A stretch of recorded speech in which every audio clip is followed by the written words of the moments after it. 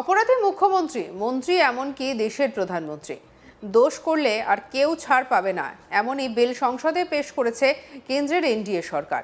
বুধবার লোকসভায় 130তম সংবিধান সংশোধনী বিলটি পেশ করেন কেন্দ্রীয় স্বরাষ্ট্রমন্ত্রী অমিত শাহ, আর সেই সঙ্গে দুটি বিল পেশ করেন তিনি। সেই বিলগুলি হলো কেন্দ্রশাসিত অঞ্চল প্রশাসন সংশোধনী বিল 2025 এবং জম্মু এবং কাশ্মীরের পুনর্বিন্যাস সংশোধনী বিল 2025। কিন্তু এই সংবিধান সংশোধন বিলটি শেষ পর্যন্ত বিরোধীদের বাধায় পাশ হতে পারেনি সংসদে। প্রস্তাবিত ওই বিলে বলা হয়েছে, প্রধানমন্ত্রী, কেন্দ্রীয় মন্ত্রী বা কোনো রাজ্যের মুখ্যমন্ত্রী বা মন্ত্রী পদে আসীন অবস্থায় কেউ যদি গুরুতর অপরাধে 30 দিনের বেশি জেলে থাকেন, তাহলে তাকে পদ থেকে অপসারণ করা হবে। বিলটি আলোচনার জন্য যৌথ সংসদীয় কমিটি বা জেপিসিতে পাঠিয়েছেন কেন্দ্র। কি বলছেন অমিত শাহ, सुनो। महोदय, मैं प्रस्ताव करता हूं कि भारत के संविधान का संशोधन करने वाले विधेयक को पुनर्स्थापित करने की अनुमति दी जाए। महोदय, मैं प्रस्ताव करता हूं कि जम्मू कश्मीर पुनर्गठन अधिनियम 2019 का संशोधन करने वाले विधेयक को पुनर्स्थापित करने की अनुमति दी जाए।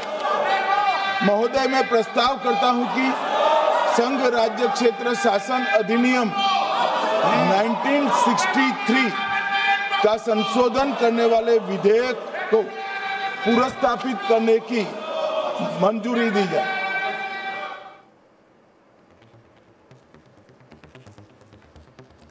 কিন্তু এই বিল সংসদে দুই কক্ষে পাশ করানো কি খুব সোজা হবে কেন্দ্রীয় সরকারের পক্ষে? পরিসংখ্যান কিন্তু তা বলছে না। নিয়ম অনুযায়ী সংবিধান সংশোধনী আইন পাশ করাতে হলে 2/3 সাংসদের সমর্থন প্রয়োজন পড়ে। এই মুহূর্তে লোকসভায় সাংসদ সংখ্যা 542 জন, আর এর মধ্যে এই সংশোধন বিলটি পাশ করাতে গেলে কমপক্ষে 361 জন সাংসদদের সমর্থন প্রয়োজন। কিন্তু এই মুহূর্তে এনডিএ সরকারের হাতে রয়েছে মোট 293 জন সাংসদ। এই পরিস্থিতিতে যদি ইন্ডিয়া জোট বা এনডিএ জোটের বাইরে থাকা দলগুলিও সমর্থন করে, তাহলে 361 জন সাংসদদের সমর্থন পাওয়া সম্ভব নয় বিজেপির পক্ষে। এ তো গেল লোকসভা অর্থাৎ সংসদের নিম্নকক্ষের হিসাব, আর রাজ্যসভা অর্থাৎ সংসদের উচ্চকক্ষেও পরিস্থিতি অনেকটাই একই রকম। সেখানেও কিন্তু বিজেপির সংখ্যাগরিষ্ঠতা নেই এই বিল পাশ করানোর ব্যাপারে। রাজ্যসভার 160 জন সাংসদের সমর্থন প্রয়োজন, এর মধ্যে বিজেপির সাংসদদের সংখ্যা 132। আর এই পরিস্থিতিতে বিআরএস, ওয়াইএসআর, কংগ্রেসের মতো দলগুলি যদি বিজেপিকে সমর্থন করে, সেক্ষেত্রে এনডিএর পক্ষে রাজ্যসভায় এই বিলের সমর্থনে সংখ্যাগরিষ্ঠতা অর্জন করা সহজ হবে না, যদি না ব্যাপকভাবে কোনো ক্রস ভোটিং হয় বা ইন্ডিয়া জোটের কোনো দল সমর্থন না করে। আবার এখানেই শেষ নয়, সংসদে লোকসভা এবং রাজ্যসভায় পাশ হওয়ার পরও দেশের বেশিরভাগ রাজ্যের বিধানসভায় এই বিলটিকে পাশ করাতে হবে। যেহেতু এই বিল দেশের যুক্তরাষ্ট্রীয় কাঠামো সম্পর্কিত, তাই এটা করতে হবে। যদিও বেশিরভাগ রাজ্যের বিধানসভায় এই বিল পাশ করানোর ক্ষেত্রে অনেকটাই এগিয়ে রয়েছে বিজেপি।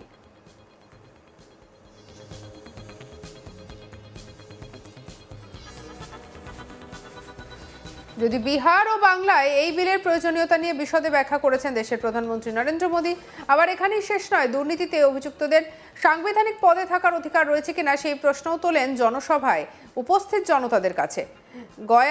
গয়ায় গিয়ে তিনি প্রধানমন্ত্রী নরেন্দ্র মোদী নিশানা করেছেন এবং এই বিলটি নিয়ে তিনি কথা বলেছেন। জনসভায় প্রধানমন্ত্রী নরেন্দ্র মোদী সাফ জানিয়ে দেন, এবার অপরাধ করে জেলে গেলে 30 দিনের মধ্যে জামিন যদি কেউ না পায়, তাহলে তাকে রেহাই করা হবে না, সে খোদ প্রধানমন্ত্রী, মুখ্যমন্ত্রী থেকে শুরু করে যে কোনো মন্ত্রী হন না কেন। শুক্রবার 22 আগস্ট প্রধানমন্ত্রী বিহারের গয়ায় এক জনসভায় এই মন্তব্যই করেছেন। প্রধানমন্ত্রী নাম না করে নিশানা করেছেন বিহারের প্রাক্তন মুখ্যমন্ত্রী তথা আরজেডি প্রধান লালু প্রসাদ যাদবকে।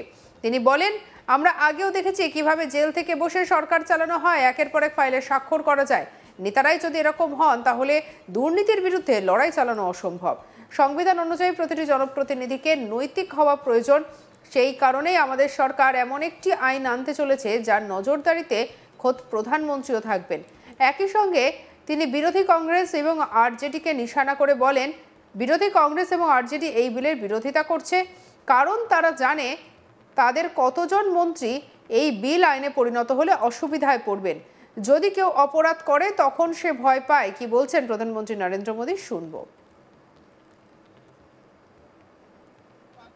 हम संविधान की मर्यादा को तार तार होते नहीं देख सकते।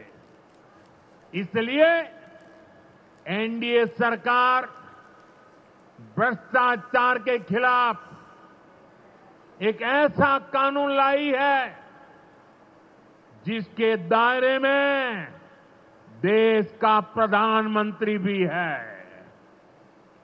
इस कानून में मुख्यमंत्री और मंत्रियों को भी शामिल किया गया है।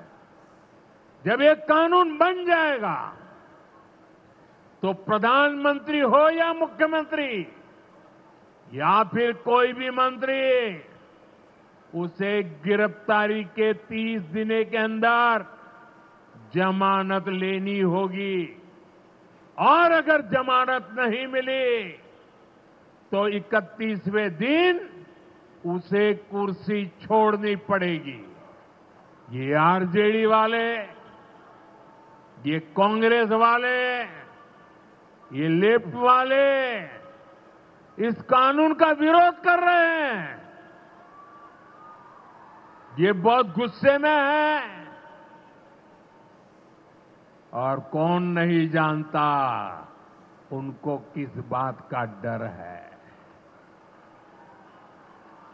जिसने पाप किया होता है वो अपने पाप को दूसरों से छुपाता है, लेकिन खुद को भीतर से जानता है कि क्या खेल खेला है। इन सब का भी यही हिसाब है। ये आरजेडी और कांग्रेस वाले कोई बेल पर बाहर है, कोई रेल के खेल में अदालत के चक्कर लगा रहा है और जो जमानत पे बाहर घूम रहे हैं वे आज इस कानून का विरोध कर रहे हैं। इन्हें लगता है कि अगर जेल चले गए तो इनके सारे सपने चकनाचूर हो जाएंगे और इसलिए सुबह शाम ये लोग मोदी को भांति भांति की गाली दे रहे हैं और इतने बौखलाए हुए हैं कि इस जनहित के कानून का विरोध कर रहे हैं।